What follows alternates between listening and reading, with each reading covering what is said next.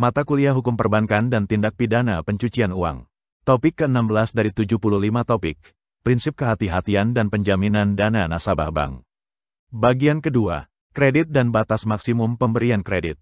Dalam menilai permohonan kredit, bank melakukan penilaian dan penerapan beberapa pendekatan, yang salah satunya adalah pendekatan 5C.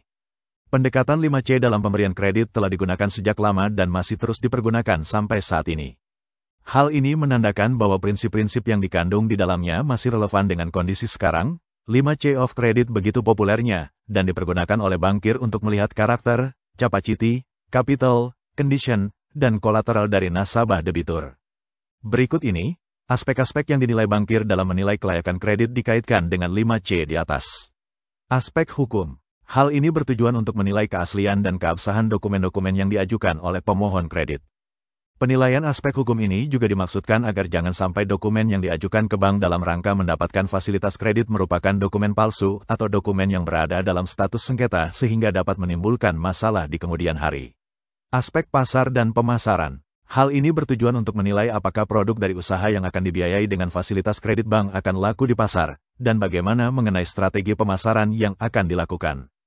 Dalam aspek ini yang akan dinilai adalah prospek pemasaran dari usaha yang ada sekarang dan di masa yang akan datang. Aspek keuangan. Hal ini bertujuan untuk menilai kondisi keuangan perusahaan yang dilihat dari laporan keuangan berupa neraca dan laporan laba rugi selama 3 tahun terakhir. Analisis yang dilakukan oleh bankir untuk menilai kemampuan keuangan perusahaan menyangkut antara lain rasio likuiditas, rasio leverage, rasio aktivita, rasio profitabilitas, dan analisis pulang pokok, break-even point. Aspek teknis, operasi. Hal ini bertujuan untuk menilai tentang lokasi usaha, kemudian kelengkapan sarana dan prasarana yang dimiliki, termasuk layout gedung dan ruangan untuk aktivitas, kegiatan. Aspek manajemen. Hal ini bertujuan untuk menilai pengalaman calon nasabah dalam mengelola usahanya, termasuk sumber daya manusia yang dimilikinya. Aspek ekonomi sosial. Hal ini bertujuan untuk menilai dampak usaha yang akan dibiayai dengan fasilitas kredit terhadap masyarakat sekitar dan masyarakat luas, baik secara ekonomi maupun sosial. Aspek AMDAL.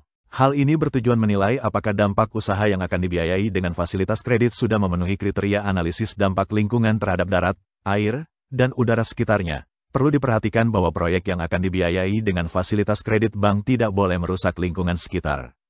Undang-undang perbankan memberikan penekanan agar dalam memberikan fasilitas kredit kepada debitur, para bankir mempunyai keyakinan atas itikat dan kemampuan serta kesanggupan debitur untuk melunasi utang-utangnya.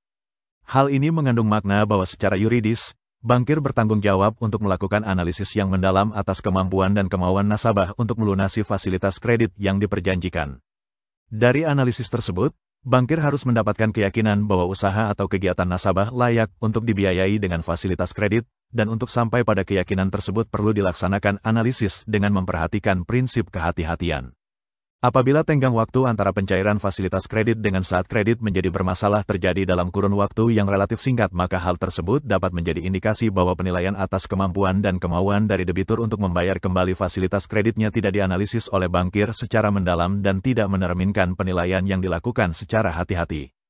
Berkaitan dengan ketentuan mengenai tingkat kesehatan bank, Bank Indonesia juga memberikan batasan-batasan lainnya pada kegiatan perbankan dengan tujuan agar bank selalu menjaga dengan prinsip kehati-hatian dan agar operasional perbankan tetap berada dalam batas rentang kendali. Ketentuan dimaksud antara lain yang menyangkut jumlah maksimum kredit yang dapat diberikan kepada seorang debitur atau grup debitur, yang disebut dengan batas maksimum pemberian kredit, BMPK. Sesuai dengan PBI nomor 7/3, PBI 2005 tanggal 20 Januari tahun 2005 tentang batas maksimum pemberian kredit bank umum, ditetapkan bahwa BMPK kepada pihak yang tidak terkait adalah maksimum 20% dari bank. Posisi devisa neto. Selain dari adanya batasan dalam hal pemberian kredit, perbankan juga harus menaati rambu-rambu mengenai besarnya kekurangan maupun kelebihan devisa yang dapat dimiliki bank dikaitkan dengan kewajiban yang harus dibayar dalam valuta asing. Batasan dimaksud disebut sebagai posisi devisa neto, PDN, atau Net Open Position, NOP. Bank wajib memelihara PDN pada setiap akhir kerja yang ditetapkan setinggi-tingginya 20% dari modal yang dimiliki bank, yang dihitung secara konsolidasi, yaitu mencakup seluruh kantor cabang bank, baik yang berada di dalam negeri maupun yang berada di luar negeri, Pasal 3 Surat Keputusan Direksi Bank Indonesia Nomor 31/178, KEPDIR.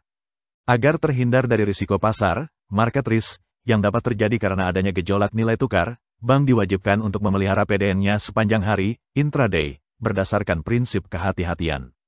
Dalam menghitung PDN, semua aktiva dan pasiva bank dalam valuta asing, baik yang tercatat di dalam neraca maupun yang masih dalam bentuk kontingensi turut diperhitungkan. Oleh karena itu, bank harus memperhatikan prinsip kehati-hatian dalam mengelola aktiva dan pasiva bank, baik itu yang sudah merupakan pos-pos real maupun yang kepastiannya menjadi pos-pos real atau tidak tergantung pada waktu yang akan datang. Penyisihan penghapusan aktiva produktif. Bank diwajibkan untuk membentuk penyisihan dan penghapusan aktiva produktif dari portofolio aktiva yang dimiliki, baik aktiva berbentuk kredit maupun surat-surat berharga.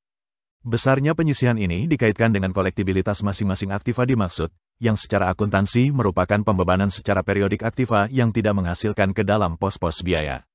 Adapun pertimbangan untuk mewajibkan aktiva produktif tersebut antara lain, a.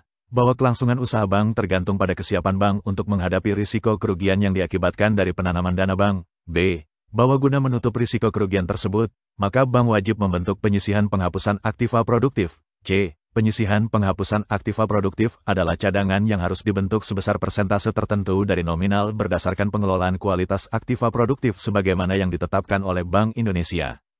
Bank harus melakukan penilaian kualitas aktiva produktif secara jujur sesuai dengan kriteria yang ditetapkan oleh Bank Indonesia.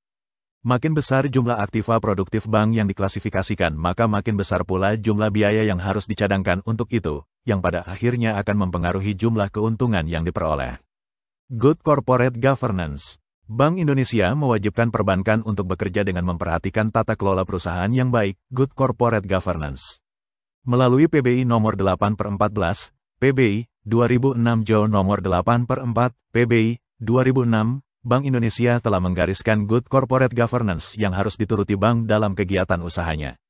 Dalam PBI disebutkan bahwa Good Corporate Governance adalah suatu tata kelola yang baik yang menerapkan prinsip keterbukaan, transparansi, akuntabilitas, accountability, pertanggungjawaban, responsibility, independensi, dan kewajaran, fairness. Agar tercipta akuntabilitas yang baik, Bank Indonesia menggariskan rambu-rambu bagi anggota direksi bank, Pasal 7 PBI nomor 8/14, PBI 2006 tentang perubahan atas PBI nomor 8/4, PBI 2006 tentang pelaksanaan good governance bagi bank umum. 1. Anggota direksi bank dilarang merangkap jabatan sebagai anggota Dewan Komisaris, direksi, atau pejabat eksekutif pada bank, perusahaan dan/atau lembaga lain. Tidak termasuk ke dalam rangkap jabatan apabila direksi yang bertanggung jawab terhadap pengawasan atas penyertaan pada perusahaan anak bank, menjalankan tugas fungsional menjadi anggota Dewan Komisaris pada perusahaan anak bukan bank yang dikendalikan oleh bank, sepanjang perangkapan jabatan tersebut tidak mengakibatkan yang bersangkutan mengabaikan tugas dan tanggung jawab sebagai anggota direksi bank. 2. Anggota direksi bank baik sendiri-sendiri maupun bersama-sama dilarang memiliki saham melebihi 25% dari modal disetor pada suatu perusahaan lain. 3. Anggota direksi bank wajib mengungkapkan dalam laporan pelaksanaan Good Corporate kepada Bank Indonesia ataupun kepada komite untuk itu, yang menyangkut a. Kepemilikan saham yang mencapai 5% atau lebih, baik pada bank yang bersangkutan maupun pada bank dan perusahaan lain, yang berkedudukan di dalam dan di luar negeri. B. Hubungan keuangan dan hubungan keluarga dengan anggota Dewan Komisaris, anggota direksi lainnya dan/atau pemegang saham pengendali bank. Berikut ketentuan dari Bank Indonesia, khusus untuk anggota Dewan Komisaris. 1.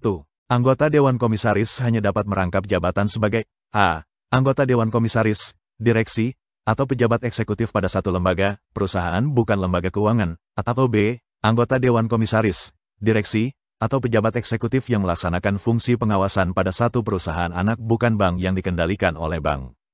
2.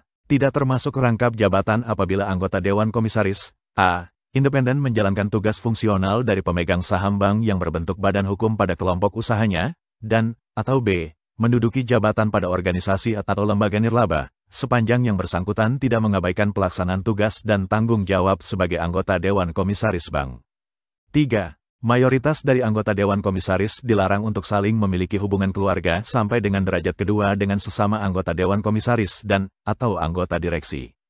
Dewan Komisaris wajib memastikan terselenggaranya pelaksanaan Good Corporate Governance dalam setiap kegiatan usaha bank pada seluruh tingkatan atau jenjang yang ada pada organisasi bank tersebut. Hal ini didasarkan pada pemikiran bahwa tugas pengarahan kepada manajemen bank dan pengawasan kegiatan harus memastikan bahwa unsur-unsur Good Corporate Governance tersebut juga dimuat dalam pedoman kebijakan bank. Sepanjang unsur-unsur Good Corporate Governance yang disebutkan di atas telah dimasukkan dalam pedoman kebijakan atau Standard Operating Procedures dari bank, maka ketidaktaalan pada unsur-unsur dimaksud dapat digolongkan sebagai sebuah kelalaian atau pelanggaran terhadap aturan internal yang telah dibuat, dan kepada mereka untuk dapat diminta pertanggungjawaban. Dimensi dari pertanggungjawaban itu sedikit banyak akan ditentukan oleh seberapa besar kerugian yang ditimbulkan karena adanya pelanggaran terhadap unsur-unsur Good Corporate Governance yang pertanggungjawaban dapat dianggap dalam lingkup administrasi, tetapi juga tidak tertutup kemungkinan untuk dilihat dalam ruang lingkup perdata ataupun pidana, apabila berakibat kerugian bagi bank. Namun demikian, sepanjang prinsip-prinsip Good Corporate Governance dielaborasi dalam bentuk buku pedoman, maka pelanggaran terhadap hal tersebut lebih tepat dilihat sebagai sebuah pelanggaran administrasi, meskipun tidak dapat dipungkiri bahwa hal demikian dapat merusak budaya di dalam internal bank itu sendiri. Demikianlah materi topik 16 Hukum Perbankan dan Tindak Pidana Pencucian Uang. Channel ini akan sangat membantu para mahasiswa untuk memahami perkuliahan dan menambah wawasan masyarakat umum. Subscribe dan like agar Anda mendapatkan update tutorial lainnya. Bagikan juga link video ini, agar teman lain juga mendapatkan manfaat channel ini. Sekian dan terima kasih. Sampai jumpa.